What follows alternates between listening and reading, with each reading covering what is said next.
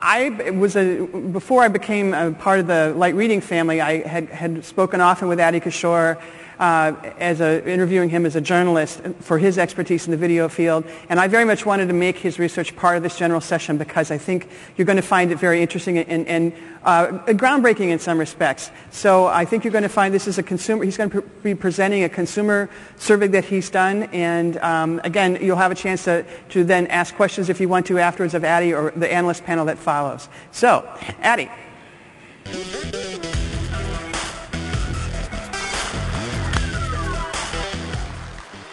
Thanks, Carol, and thank you all for joining us here today. As Carol said, we've been running this survey for 4 years now. It started off as a relatively small sort of dipstick study, and then we've kind of expanded it. It's not the biggest study in the world, but it is. We try really hard to try and address the key concerns that TelcoTV operators have from a consumer standpoint. So it is pretty useful in that respect. And we do try and share it with everybody at this event, and we're able to do that thanks to our sponsor today, which is Pace. Pace has sponsored the distribution of the study, so we're able to share our findings with everyone at the event. As Carol said, we've been running this for a few years, and we've tended to do it to focus on consumers and their pay TV relationships. So really just looking at how satisfied are you with your providers, what are your sort of attitudes and opinions in terms of trading off between providers, things like that. Over the last couple of years, as OTT has sort of become more of an issue for the industry, we've tried to bring that into our survey and really try and gauge consumer attitudes towards over the top. So this year we've actually made a pretty aggressive push in that direction. We've got quite a lot of data on consumer attitudes towards OTT. But we've also got information on pay TV provider relationships and perceptions of their provider satisfaction levels. We've actually got a lot more data than we have time, so I'm going to sort of barrel through the first 10 slides or so, which primarily look at pay TV relationships, because there's not a huge change year over year or even really going back 2 or 3 years from sort of attitudes and perceptions that we found. We ran our first survey right kind of September 2008, so right after the markets kind of collapsed and we faced a difficult economic climate, and that hasn't really changed, and nor have consumer attitudes. Just to give you a little bit of background on the survey, it's an online survey. It was conducted last month, so it's very fresh data, gauges attitudes that are very, very recent. We've got 500 complete responses, and we looked at, as I said, their pay TV services and attitudes and providers. And we've also looked at sort of OTT and mobile video attitudes, as well as looking at video connectivity, distribution of video within the home, place shifting, device shifting, things like that. And we have the ability to go back over the last 4 years and kind of look at how some of that has changed. So as I said, I'm going to sort of barrel through the first 10 slides very quickly. Not a lot of change in terms of pay TV market shares, largely the same. In fact, if you go back to 2010 data, it almost looks like cable's gained subscribers, but that's just within the margin of error. Essentially what the data is telling us is things are pretty much the same. We know from other sources that a lot of cable operators are losing subscribers, and we know that some telcos, at least the public ones, are growing. But the differences aren't huge, so you're not seeing major shifts in market share. And the reason for that is that there's actually higher sort of customer satisfaction among pay TV subscribers.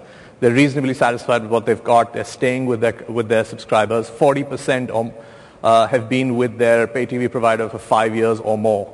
So there's, once you get subscribers actually up to the sort of 3-year mark, you're actually pretty comfortable. They tend to stay with their provider for a while. The danger segment is the 1 to 3 year segment. That's where we're seeing a lot of churn and a lot of drop-off. The main drivers of churn, so we asked consumers, why did you leave your last provider?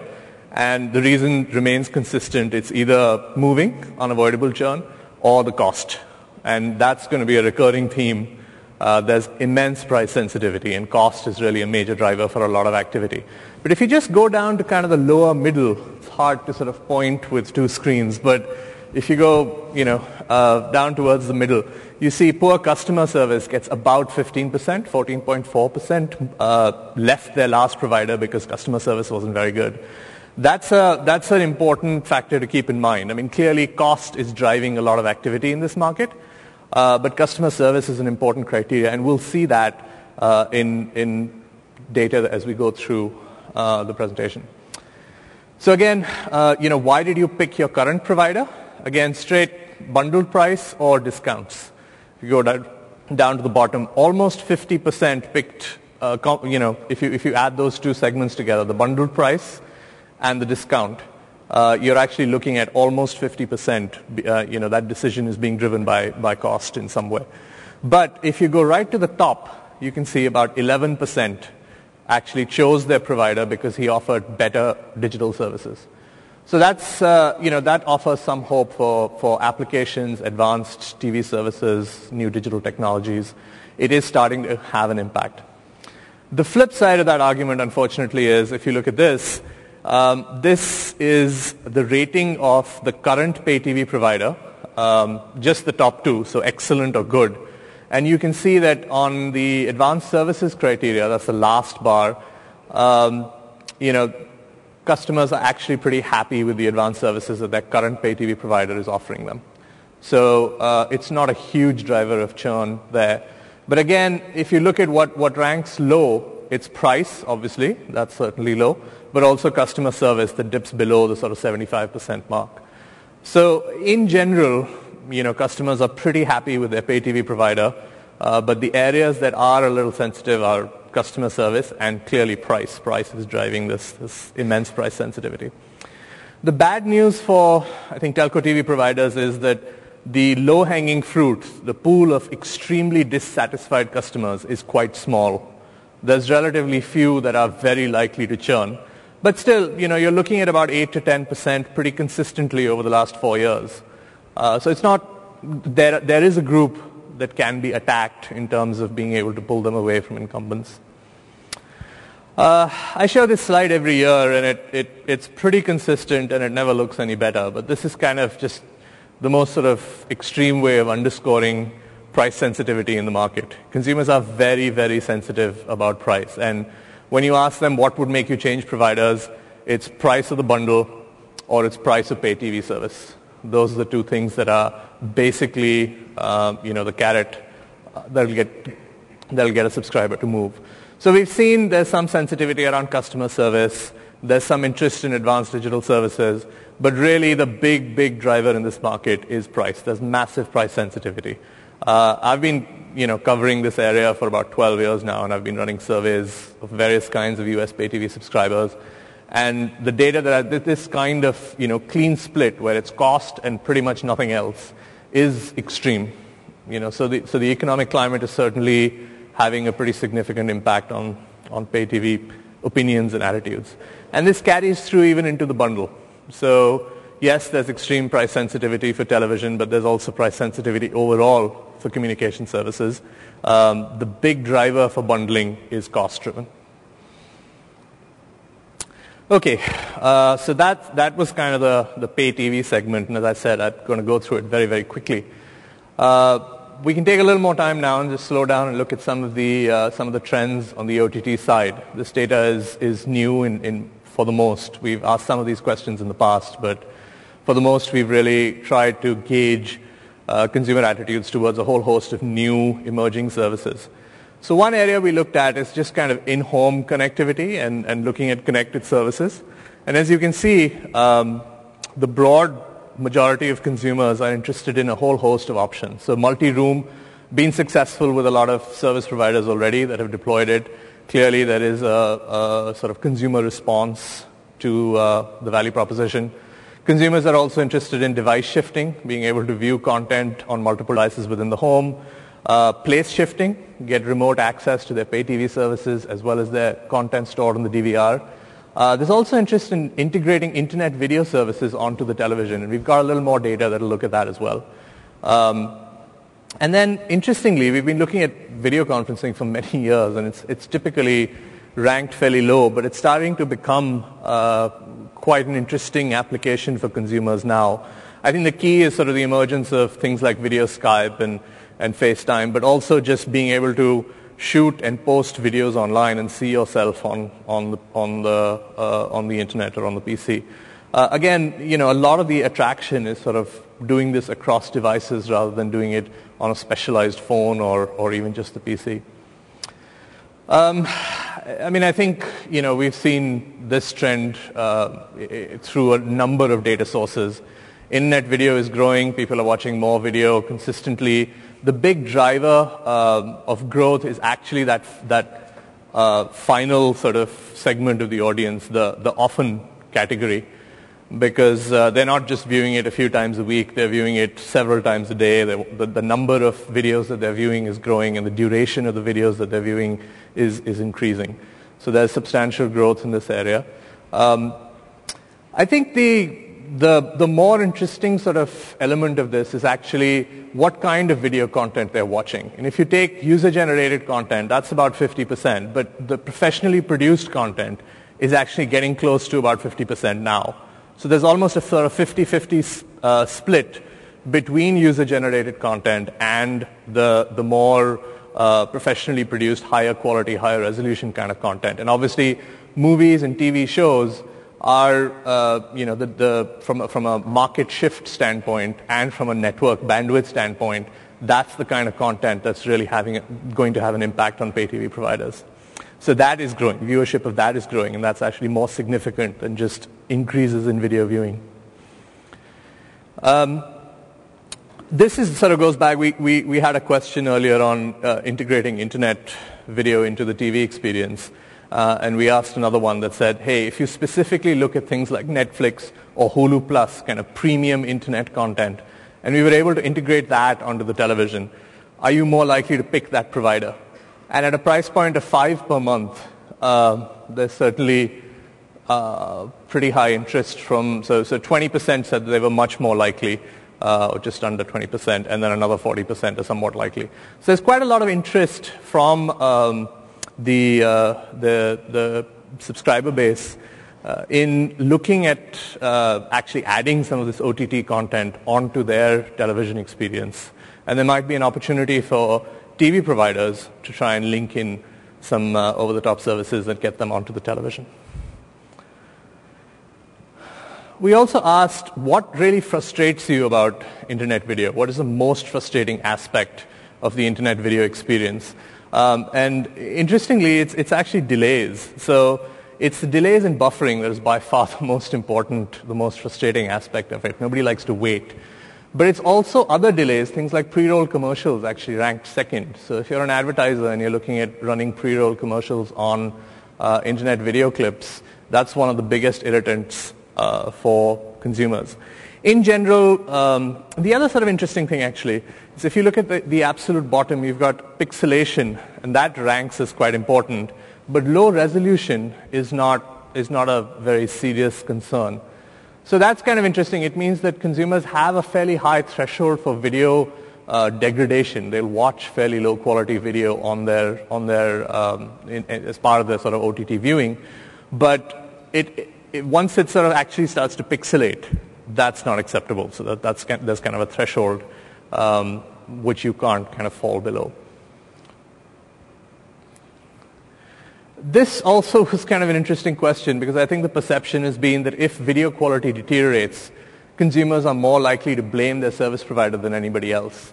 And in fact, that's not entirely true. The blame seems to rest more or less evenly with the website, the origin site that's actually distributing the content, and the ISP. So the ISP is definitely blamed, but so too is the website. The somewhat interesting aspect of this, from my perspective, is we can't gauge that in this study, but it would be interesting to know if there's a difference in the website or what difference the website itself makes to the subscriber's viewpoint on who's responsible for it. So if you're on Rapid Share or Mega Upload and you have a terrible experience, you blame the site. But if you're on Netflix and you have a bad experience, you blame the ISP. This is a hugely sort of significant issue, I think, if you're an ISP. What this basically tells us is that the video experience is very important to the end consumer. The OTT video experience is very important to the end consumer. They're willing to make a change in providers if the video experience is better with another ISP. About 17%, pretty clear, definitely going to change. And another sort of 2/3 or so are kind of potentially see that as a potential change driver. So you can actually see subscriber churn resulting from a poor video, over-the-top video experience. We also looked at cord cutting, and obviously that's been an important area of discussion for a lot of operators. Are we going to lose subscribers to OTT video? That's somewhat true. I mean, I think we've basically looked at this as a sort of binary kind of option, that they'll either cut the cord or they won't.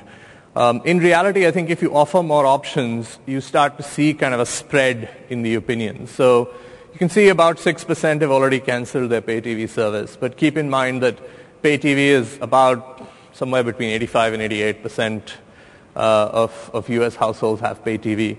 So there is, somewhere around the 12-15% mark that don't have television at all. And yeah, maybe some of these people have canceled recently, but some of them may just not be part of that group in the first place. There's another 10% that are planning to cancel eventually. Some of them undoubtedly will, but a lot of them potentially will not. And then you've got people who say, yeah, we need basic TV, but we may cancel premium packages. And that's kind of the danger, I think, the more realistic danger. It's not cord cutting so much as stripping out some of the more premium packages that are available. And those are fairly high margin services, so it could be it's certainly a threat. It certainly is a challenge. But I think that's the more realistic threat than actual, cutting off your pay TV services. And then you've got about 60%, 65% that say, it's competitive in theory, but really, television is a better experience for video, or it's just not competitive at all. There's no, they're completely complementary exercises. Video usage has remained relatively limited, and at least in terms of users. I think what we're seeing is growth in terms of percentage of mobile bandwidth used, because mobile operators have considerably less bandwidth to spare, and video is an extremely bandwidth-intensive application. So that's something to keep in mind. But in general, in terms of the market actually growing and a broader group of subscribers using video, it's a relatively small percentage still. And if you're looking to sort of monetize that, I think that becomes more of a challenge. The opportunity around mobile video, I suspect, is going to be part of a multi-screen strategy. It's more expanding your pay TV services to a mobile platform than actually being able to monetize a pure mobile service. But it is early days. So I have a couple of minutes. I'm just going to wrap up what we've kind of blasted through. I realize that was very quick, but I did want to share as much data as we could within the time slot. So cable is losing subscribers, but it doesn't seem like there are massive sort of market shifts occurring. We are seeing a little more consistency in terms of subscriber relationships. The churn is sort of flattening off. 40% or so of pay TV subscribers have consistently been with their operator for 5 years or more. So that level is being maintained.